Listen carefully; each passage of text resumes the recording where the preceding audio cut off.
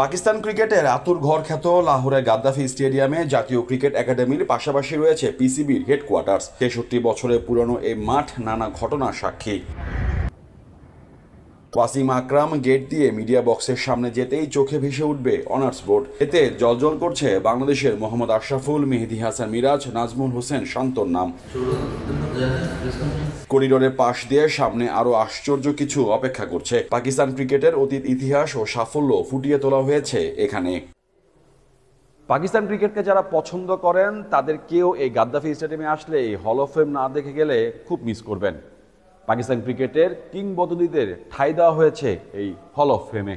গ্রেটদের বিপরীত পাশেই ঠাঁই পেয়েছে পিসিবির সাবেক সভাপতিদের ছবি। এর নিচেই তুলে ধরা হয়েছে পাকিস্তানের টেস্ট ক্রিকেটে প্রথম অধিনায়ক আব্দুল হাফিজ কারদার থেকে শুরু করে সব অধিনায়কদের। দেশটির নারী ক্রিকেটারদের সাফল্যকেও বাদ দেয়নি পিসিবি। ইংল্যান্ডের মাটিতে প্রথম টেস্ট জয়ের পর সেই মিলিটারি স্যালুটের মুহূর্তকেও বেশ গুরুত্ব দিতে ভুল করেনি গাদ্দাফি স্টেডিয়াম। শুধু লাহোরে নয়, পাকিস্তানের ক্রিকেট ইতিহাসকে ধারণ করতে বিভিন্ন ভেন্যুতেই এমন উদ্যোগ নিয়েছে PCB. Mohammad Hasib, Deepto Sports, Gaddafi Stadium, Lahore, Pakistan.